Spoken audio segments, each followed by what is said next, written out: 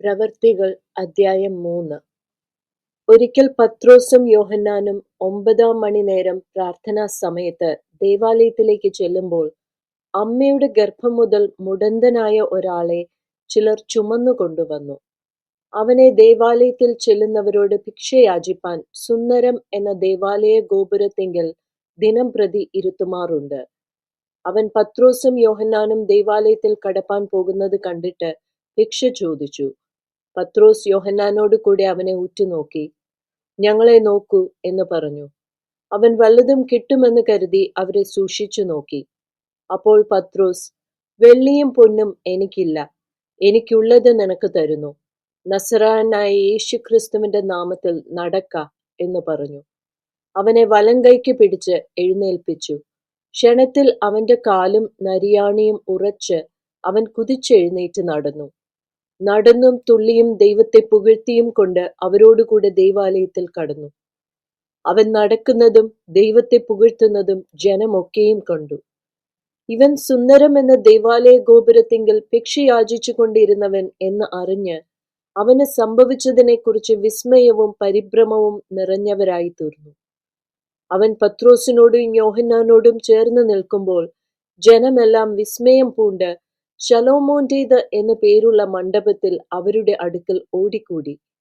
അത് കണ്ടിട്ട് പത്രോസ് ജനങ്ങളോട് പറഞ്ഞത്, "ഇസ്രായേൽ പുരുഷന്മാരെ, ഇതിങ്കൽ ആശ്ചര്യപ്പെടുന്നത് എന്ത്?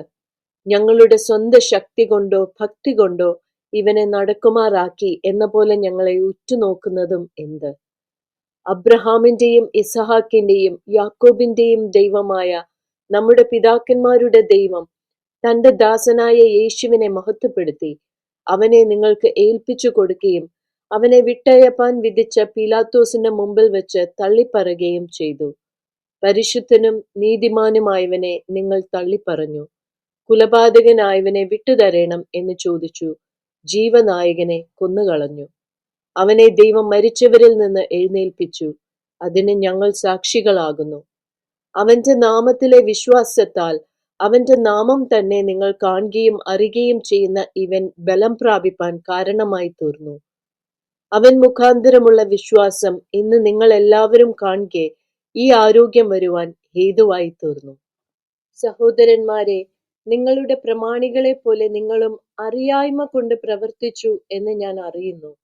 ദൈവമോ തന്റെ ക്രിസ്തു കഷ്ടം അനുഭവിക്കും എന്ന് സകല പ്രവാചകന്മാരും മുഖാന്തരം മുന്നറിയിച്ചത് ഇങ്ങനെ നിവർത്തിച്ചു. ആകയാൽ നിങ്ങളുടെ പാപങ്ങൾ മാഞ്ഞു കിട്ടേണ്ടതിന് മാനസാന്തരപ്പെട്ട് തിരിഞ്ഞുകൊള്ളുവിൻ. എന്നാൽ കർത്താവിന്റെ സമ്മുഖത്ത് നിന്ന് ആശ്വാസകാലങ്ങൾ വരികയും നിങ്ങൾക്ക് മുൻ നിയമിക്കപ്പെട്ട ക്രിസ്തുവായ യേശുവിനെ അവൻ അയക്കുകയും ചെയ്യും.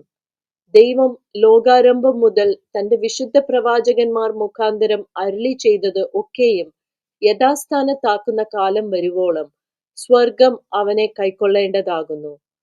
ദൈവമായ കർത്താവ് നിങ്ങളുടെ സഹോദരന്മാരിൽ നിന്ന് എന്ന പോലെ ഒരു പ്രവാചകനെ നിങ്ങൾക്ക് എഴുന്നേൽപ്പിച്ചു തരും. അവൻ നിങ്ങളോട് സംസാരിക്കുന്ന സകലത്തിലും നിങ്ങൾ അവന്റെ വാക്ക് കേൾക്കണം.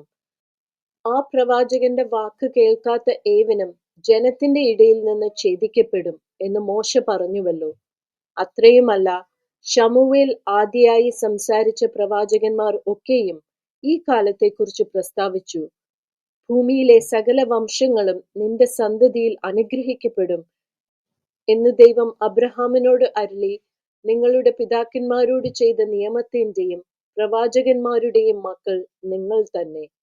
നിങ്ങൾക്ക് ആദ്യമേ ദൈവം തന്റെ ദാസനായ യേശുവിനെ എഴുന്നേൽപ്പിച്ച് ഓരോരുത്തനെ അവനവന്റെ അകൃത്യങ്ങളിൽ നിന്ന് തിരിക്കുന്നതിനാൽ നിങ്ങളെ അനുഗ്രഹിക്കേണ്ടതിന് അവനെ അയച്ചിരിക്കുന്നു.